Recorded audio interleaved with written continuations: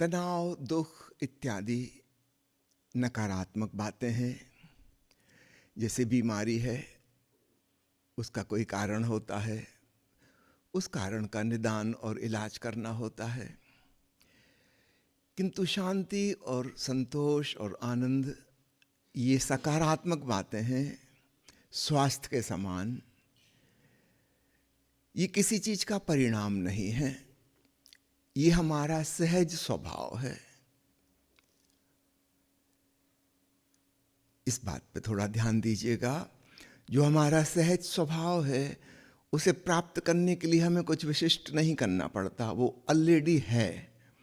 किंतु हम किसी कारणवश उस तरफ नज़र नहीं कर पा रहे हैं, वहाँ देख नहीं पा रहे हैं, क्योंकि हम बाहर के दुख में, तनाव में, किन्हीं कष्टों में, वहाँ पे हमारी पूरी चेतना संलग्न हो गई है और अपने भीतर जो आनंद है वहाँ हमारी दृष्टि ही नहीं जा रही। हम बाहर की चीज़ों में उलझे हुए हैं।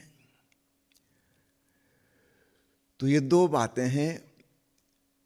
बाहर सुख दुख हो सकता है, आनंद बाहर नहीं हो सकता। और सुख दुख दोनों ही अशांति के दो रूप हैं। शांति का खजाना हमारे भीतर है और बाहर अशांति के दो रूप चलते हैं, जिनको हम सुख दुख कहते हैं। सुख यानी ऐसी उत्तेजना, ऐसी अशांति जो हमें पसंद है, प्रीतिकर उत्तेजना। और दुख, तनाव, संताप, अप्रीतिकर उत्तेजना जो हमें पसंद नहीं है। लेकिन याद रखना, दोनों का स्वभाव उत्तेजना है, एक्साइटमेंट। एक में हम पॉजिटिव ढंग से एक्साइटेड हो जाते हैं, एक में नेगेटिव ढंग से एक्साइटेड हो जाते हैं, जिनको हम सुख दुख कहते हैं। अध्यात्म में जिस शांति की, आनंद की बात होती है, वह बाहर की इन परिस्थितियों से संबंधित नहीं है। वो हमारे भीतर की अवस्था है, जो हम जन्मतः लेके आए हैं, सदा सदा हमारे संग है। किंतु हम उत्तेजना में इतने ज़्यादा उलझ जाते हैं, वो जो निरुत्तेजित चेतना की अवस्था है, उसका ख्याल ही नहीं आता। हम इतने व्यस्त हो जाते हैं बाहर की चीज़ों में कि भीतर भी कुछ है, न इसका समय मिलता, न कोई हमें सुझाता कि अपने भीतर जाओ, कोई बताने वाला भी नहीं। हम शांति को, आनंद को बाहर तलाशते रहते हैं, जो कि संभव नहीं। इसलिए जगत में हम कुछ भी करें, कुछ भी पालें, कुछ भी बन जाएं, कभी संतोष नहीं होता, कभी आनंद नहीं आता। कामनाएं हमारी और बढ़ती जाती हैं, फैलती जाती हैं। ऐसा लगता है कि मिलेगा आनंद, मिलेगा, लेकिन मिलता कभी भी नहीं। सूफी संत हुई राबिया, उनके जीवन की एक घटना बहुत ही उल्लेखनीय है, बारंबार मनन करने योग्य है। बूढ़ी हो गई थी वे, और शाम के समय अपनी झोंपड़ी के बाहर सड़क पे कुछ खोज रही थीं। कुछ लोग वहाँ से निकले, उन्होंने पूछा कि माता जी, क्या हम आपकी कुछ मदद करें, आप कुछ ढूंढ रही हैं? उन्होंने कहा, हाँ बेटा, मेरी कपड़ा सिलने की सुई गुम गई है, उसी को ढूंढ रही हूँ, क्योंकि शाम हो गई है, अंधेरा होने वाला है, फिर तो ढूंढना मुश्किल हो जाएगा। तो वो लोग भी मदद करने लगे, यहाँ वहाँ देखने लगे। कोई 5-7 मिनट बीत गए, तब तक और भी अंधेरा हो गया। एक व्यक्ति ने कहा कि आप यह बताइए कि एग्जैक्टली सुई कहाँ गिरी है, क्योंकि इतनी बड़ी सड़क पे हम कहाँ खोजेंगे छोटी सी बारीक सी सुई। फिर अंधेरा हुआ जा रहा है, आप लोकेशन बताइए, गिरी कहाँ, तो वहाँ खोजेंगे तो जल्दी मिलेगी। राबिया रुक गई और कहने लगी, बेटा ये ना पूछो, नहीं तो तुम लोग नाराज हो जाओगे। उनका, हम क्यों नाराज होंगे, हम तो आपकी मदद करना चाह रहे हैं। राबिया ने कहा, फिर बता दूं, सुई तो मेरी झोंपड़ी के भीतर गिरी है। भी लोग भी ठिठक के खड़े हो गए। उनका, तुम्हारा बुढ़ापे में दिमाग खराब हो गया क्या, सठिया गए? जब तुम्हें पता है कि भीतर गिरी है सुई झोंपड़ी में, तो बाहर खोज क्यों रही हो? और हम लोगों को भी परेशान किया। उसने कहा कि देखो, मैं गरीब औरत हूँ, मेरे पास दीपक जलाने के लिए पैसे भी नहीं हैं, तो भीतर बिल्कुल ही अंधेरा है। बाहर माना कि संध्या हो गई, किंतु फिर भी काफ़ी रोशनी है। तो अंधेरे में कैसे खोजेंगे? कोई चीज़ प्रकाश में खोजी जा सकती है, तो इसलिए मैं बाहर सड़क पे खोज रही हूँ। उन लोगों ने अपना माथा ठोंक लिया कि तुम्हारा दिमाग खराब हो गया है। जब वो चीज़ यहाँ है ही नहीं, तो कितनी ही रोशनी हो, मिलेगी कैसे? और माना कि भीतर अंधेरा है और हो सकता है ढूंढने में मुश्किल हो, लेकिन मिलेगी तो वहीं जहाँ है। वो लोग हंसने लगे, उसकी मजाक उड़ाने लगे, और तब राबिया बहुत जोर से हंसी। वो लोग सकते में आ गए, सब चुप हो गए कि ये क्यों हंसती है, लगता बिल्कुल ही दिमाग खराब हो गया। राबिया ने कहा, मैं तो तुम लोगों की तर्क सरणी का अनुसरण कर रही हूँ। तुम बताओ, तुम जिस शांति को, आनंद को खोजते हो दुनिया में, वो कहाँ गिरी थी, कब गिरी थी, कहाँ खोई तुमने? अब वो लोग चौंके। ये सूफी फकीर स्त्री इस छोटी सी घटना से कुछ शिक्षा देना चाह रही। उसने कहा, बताओ, सोचो, तुम आनंद को खोज रहे हो ना? उनका निश्चित रूप से, इसमें तो कोई इनकार नहीं कर सकता। यहां तक कि नास्तिक भी इनकार नहीं कर सकता। ना मानता हो ईश्वर को, ना धर्म ग्रंथ पढ़ता हो, ना विश्वास करता हो स्वर्ग नरक में, पाप पुण्य में, मगर शांति और आनंद और संतोष कौन नहीं चाहता? राबिया ने कहा, तुम ये बताओ, कहां पे तुमने खोया था? धन पैसे में, पद प्रतिष्ठा में, नाम और यश में, प्रेम संबंधों में, ज्ञान में, शास्त्रों में, ग्रंथों में, मंदिर मस्जिद में, तुमने कहां खोया था?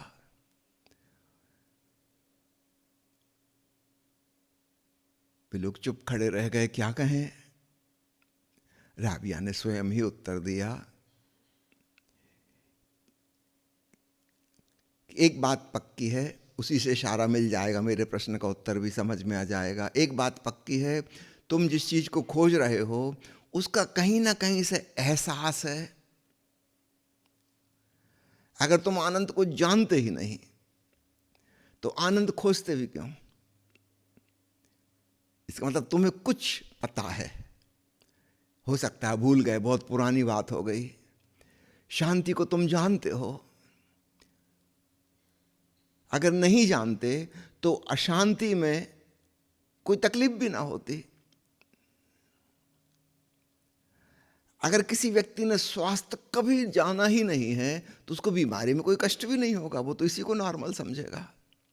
और कष्ट हो रहा है, इसका मतलब हम जानते हैं कि एक स्वस्थ होने की दशा है, तभी ये चीज कष्ट दे रही है। हमें दुख अच्छा नहीं लगता, हम अशांति नहीं चाहते, तनाव नहीं चाहते, इसका मतलब कोई तनाव रहित अवस्था है, उसका कहीं हमें ज्ञान है अथवा कभी था, उससे तुलना करके तो समझ में आ रहा है कि अशांति है। अगर हम शांति को बिल्कुल ना जानते, कोई परिचय नहीं, तो हम अशांति को भी नहीं पहचान पाते कि ये अशांति है। तो हम पहचान रहे हैं और तकलीफ पा रहे हैं और इससे बचना चाहते हैं। राबिया का इसका स्पष्ट है कि तुम शांति को, आनंद को जानते हो, जानते थे, हो सकता है बहुत पुरानी बात हो गई, भूल गए, स्पष्ट नहीं है। वे लोग कहने लगे कि हाँ, ऐसा लगता है कि बचपन में कभी हम शांत थे, बड़े प्रफुल्लित थे, बड़े आनंदित थे। राबिया ने कहा कि बचपन में तो तुम्हारे पास धन दौलत नहीं थी, बैंक बैलेंस नहीं था, पद प्रतिष्ठा भी नहीं थी, किसी ताकत में तुम नहीं थे, बिल्कुल लाचार और असहाय थे, सब भांति हेल्पलेस। शक्ति नहीं थी चलने की, उठ के खड़े होने की, और नाम प्रतिष्ठा की तो छोड़ो, अभी माता पिता ने नाम ही नहीं रखा था, तुम्हारा नाम दुनिया में कहां से होता। और तुम कहते कि बचपन में बड़ा आनंद था। इसका मतलब पद प्रतिष्ठा से, धन पैसे से, प्रेम संबंधों से, घर गृहस्थी से, ज्ञान अर्जन करने से, इन चीज़ों से आनंद का कोई संबंध नहीं है। क्योंकि जब कुछ भी तुम्हारे पास नहीं थी, तुम्हारे पास कोई ज्ञान नहीं था, तुमको भाषा ही नहीं आती थी, बोल ही नहीं सकते थे, एक शब्द का अर्थ तुम्हें नहीं पता था, तब भी तुम आनंदित थे।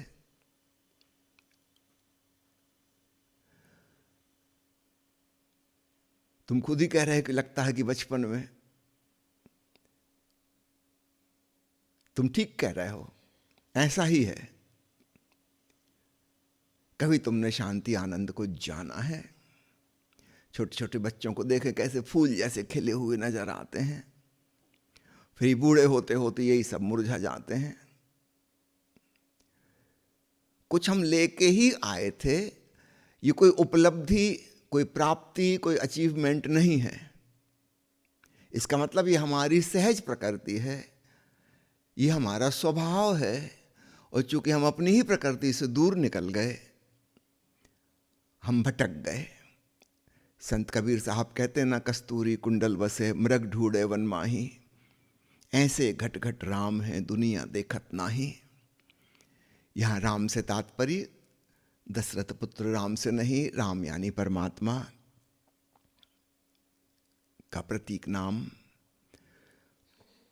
सत्यम शिवम सुंदरम, सच्चिदानंद, उसका प्रतीक एक शब्द। कबीर कहते हैं जैसे कस्तूरी मृग होता है, उसको लगता है कहीं दूर से मादक सुगंध आ रही हो, भागता है उसकी तलाश में, कहाँ से आ रही। इस भाग दौड़ में कभी टकराता है, कहीं गड्ढे में गिर जाता है, कहीं झाड़ियों में उलझ जाता है, कहीं अपने पैर में मोच आ जाती है, गड्ढे में पैर पड़ जाता है, सोचता है कि मैं असफल रहा, परास्त हो गया, डिप्रेशन में चला जाता होगा। कितनी अच्छी सुगंध आ रही है, और ज़्यादा दूर भी नहीं, कहीं पास से ही आ रही है, और मैं खोज नहीं पा रहा कहाँ से आ रही।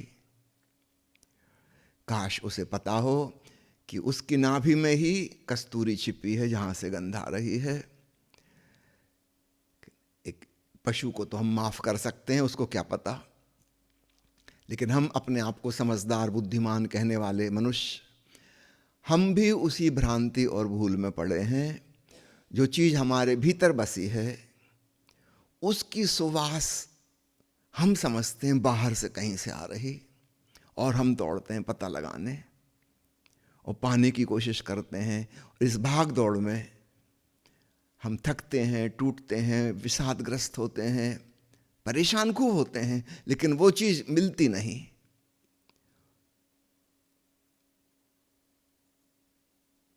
कोई व्यक्ति धन दौलत की दौड़ में लगा है, हमेशा लगता है कि जितना भी है ये कम पड़ रहा है, इसलिए मैं आनंदित नहीं हूँ, बस थोड़ा और इससे डबल हो जाए। जब डबल हो जाता है तब उसको लगता अब तो महंगाई बढ़ गई, थोड़ा और 4 गुना हो जाए फिर आनंदित हो जाऊंगा। 4 गुना भी हो जाए, वो दुनिया का सबसे बड़ा अरबपति भी बन जाए, तो भी कुछ नहीं मिलने वाला। ये हालत ऐसी जैसे क्षितिज हमें दिखाई पड़ता है कि वो रहा, बस 2-3 किलोमीटर दूर होगा, ज़रा तेज चलेंगे जल्दी पहुंच जाएंगे। और ऐसा भी लगता है कि हमसे आगे जो लोग हैं वो लग रहे हैं कि बिल्कुल क्षितिज के पास हैं, वो लोग तो पहुंच गए, हम पिछड़ गए। थोड़ी ताकत लगाएं और एम्बिशियस और महत्वाकांक्षी बने। हम कितना ही दौड़ें, कितना ही दौड़ें, क्षितिज तक हम कभी नहीं पहुंच सकते, क्योंकि ऐसी कोई जगह है ही नहीं जहां जमीन और आसमान मिलते हों। तो पहली भूल, हमें लगता है कि हम कमज़ोर हैं, हम पीछे रह गए। चालाक लोग थे, वो देखो बिल्कुल पहुंच गए क्षितिज के पास। हमको ये पता नहीं कि उनकी पोजीशन में खड़े होकर भी ऐसा ही लग रहा है कि 3-4 किलोमीटर दूर क्षितिज है। हमारी भ्रांति नहीं टूटती।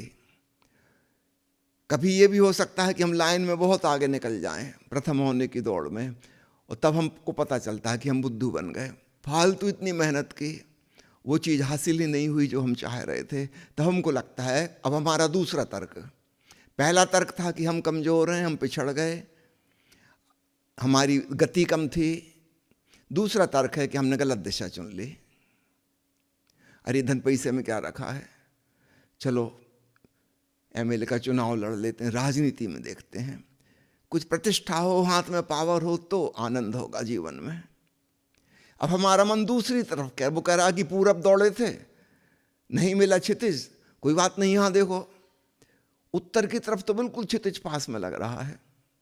अब हम दिशा बदल रहे हैं और जिंदगी छोटी है, एक दिशा में आगे पहुंचना भी बहुत मुश्किल है, और पहुंच भी गए तब हमें पता चलता है कि हम बुद्धू बन गए, अब किसी से कह भी नहीं सकते। लोग कहेंगे तुम कैसे नालायक हो, इतनी मेहनत की, पसीना पसीना, वो कह रहा है कि वो चीज है ही नहीं जहां। तो हम दिशा बदलते हैं, सोचने की नहीं, पूरब में नहीं मिला, उत्तर में मिलेगा। और दिशाएं, 4 दिशाएं हैं, वो जिंदगी बहुत छोटी है और सब दिशाओं में कोई दौड़ नहीं सकता। किसी ने यश प्रतिष्ठा कमा लिया, फिल्मी जगत की सेलिब्रिटी बन गया, इस बीच में उसका घर परिवार सब चौपट हो गए।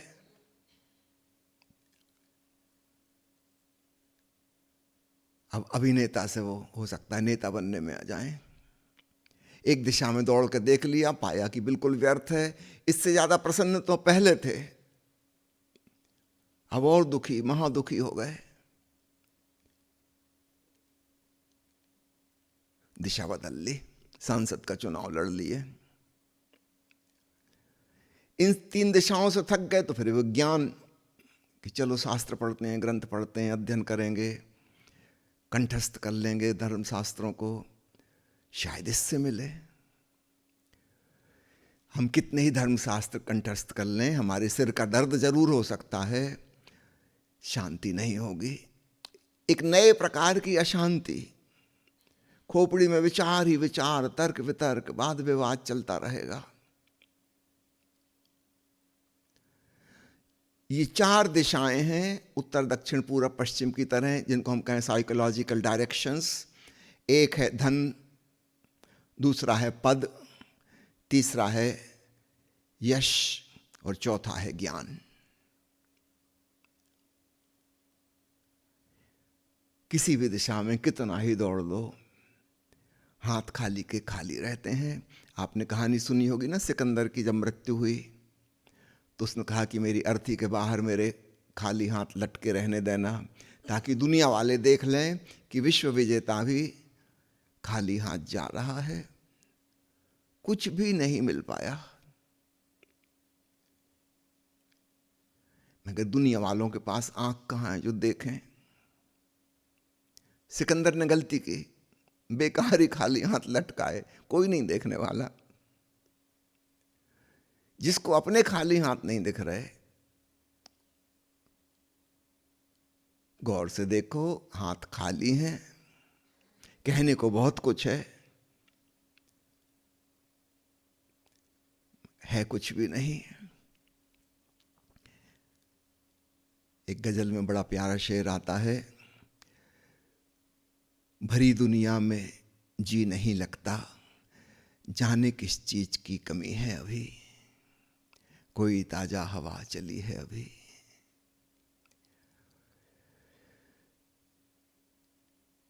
जो व्यक्ति सब प्रकार से सफल हो जाता है, उसके भीतर ये सवाल उठता है कि अब तो सब कुछ हो गया, जो जो मैंने सोचा था, चाहा था, अब किस चीज की कमी है।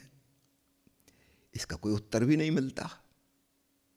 हमारे चारों तरफ जिस प्रकार के लोग हैं, किसी के पास इसका उत्तर नहीं है कि भरी दुनिया में जी नहीं लगता, जाने किस चीज की कमी है अभी। शायर ने भी यहीं छोड़ दी, गजल को अंत कर दिया, प्रश्न खड़ा करके, उत्तर उसके पास भी नहीं है। उत्तर कबीर साहब के दोहे में है, उत्तर संत राबिया की कहानी में है। बहुत सरल भाषा में ओशो हमें समझाते हैं, आनंद तुम्हारा स्वभाव है।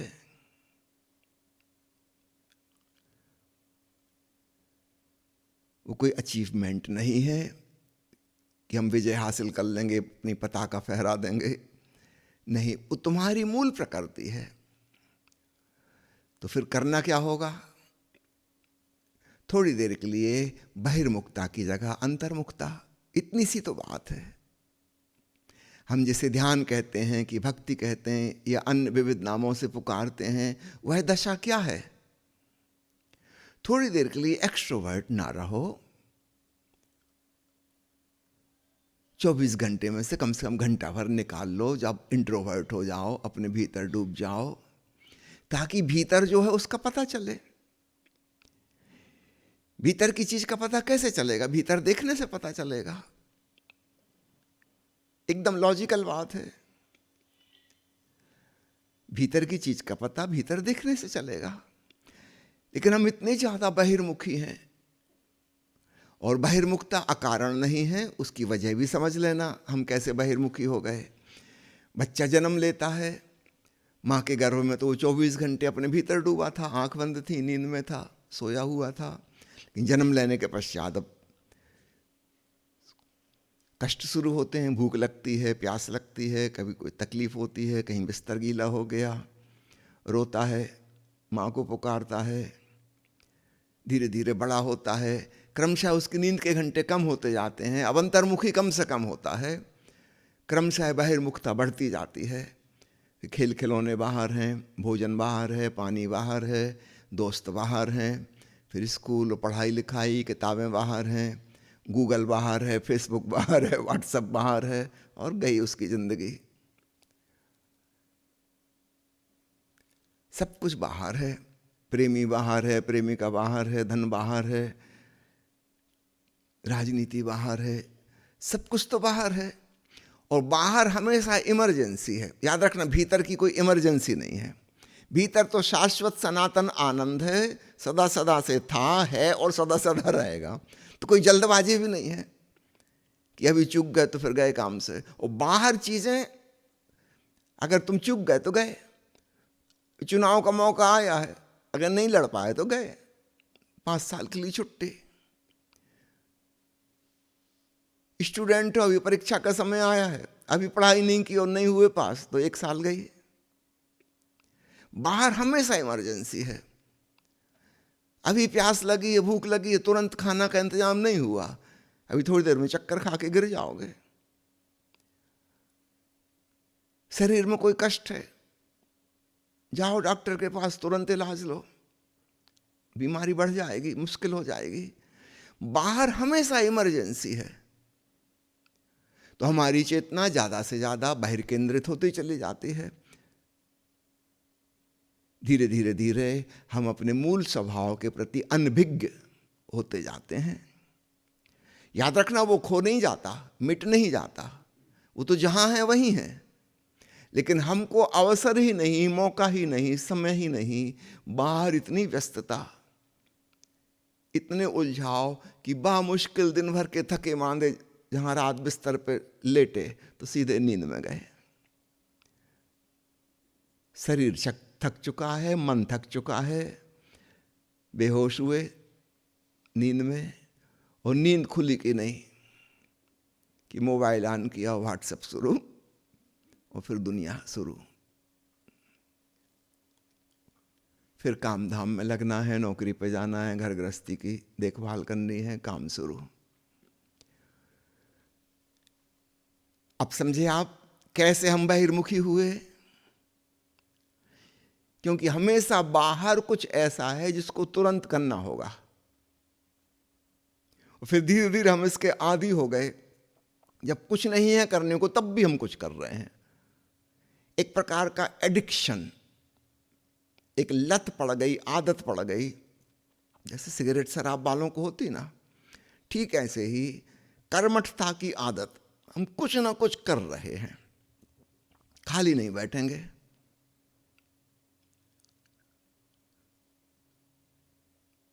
क्योंकि बचपन से डांटा डपटा गया। अगर कोई बच्चा चुपचाप बैठा है तो घर के सब लोग उस पर नाराज होंगे, खाली क्यों बैठे हो, कुछ करो। पंडित जवाहरलाल नेहरू ने नारा दिया था, करो या मरो, डू आर डाई। बड़ा विचित्र नारा है, करो या मरो। इससे तो अच्छा मर जाओ। अरे कुछ करके दिखाओ, समय बर्बाद ना करो। ये पागलपन हमें सब तरफ से सिखाया गया है कि कुछ करते रहो, चाहे वो करना बिल्कुल फिजूल भी हो, तुम्हें समझ भी आ गया कोई मतलब नहीं है इसमें, फिर भी करो। एक पादरी को सपना आया रात में कि ईसा मसीह ने दर्शन दिए और कल कहा कि मैं तुम्हारे चर्च में आऊँगा। बहुत बड़ा चर्च था, कई पादरी थे वहाँ पर। उस पादरी ने सुबह उठ कर सारे पादरियों को जगाया और कहा कि ऐसा ऐसा सपना आया, क्या करें। उन्होंने सोचा पोप को फ़ोन करके उसी से पूछते हैं क्या करें, मान लो जीसस आई गए तो। पोप ने सरल सा उत्तर दिया, उसने कहा कि जस्ट लुक बिजी, कुछ करते हुए नजर आओ, चर्च में कुछ करो, कुछ नहीं तो साफ सफाई करो, खाना पक रहा है उसमें इन्वॉल्व हो जाओ, कहीं कुछ कुछ करो। मान लो परमात्मा आ ही गया।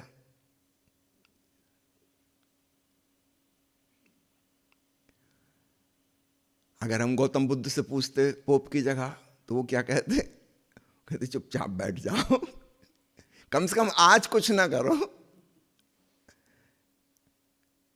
खूब संवेदनशील सजग होकर शांत हो जाओ, बैठो।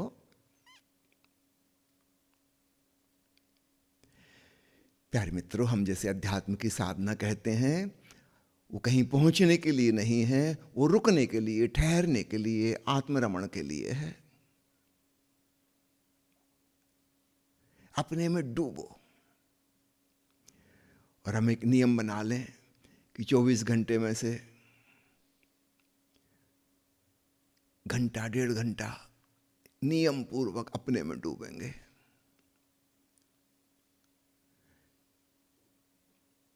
ठीक है, जल्दी हमें शायद कुछ समझ ना आए, दिखाई ना दे भीतर, मगर हमने थोड़े दिन भी कोशिश की।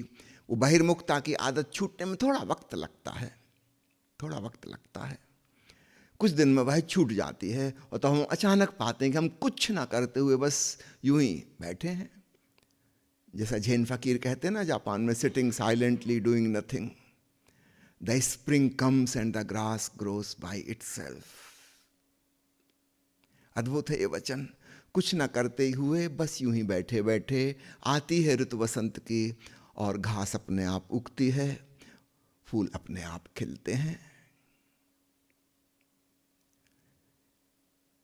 और तब हम पाते हैं शांति को, आनंद को। याद रखना, वो कोई उत्तेजना नहीं है, उसमें कोई एक्साइटमेंट नहीं होगा, बल्कि कहना होगा निरुत्तेजित चेतना। सुख दुख उत्तेजना है, एक पॉजिटिव एक नेगेटिव, लेकिन है दोनों उत्तेजना। और आनंद की अवस्था शांत चेतना है।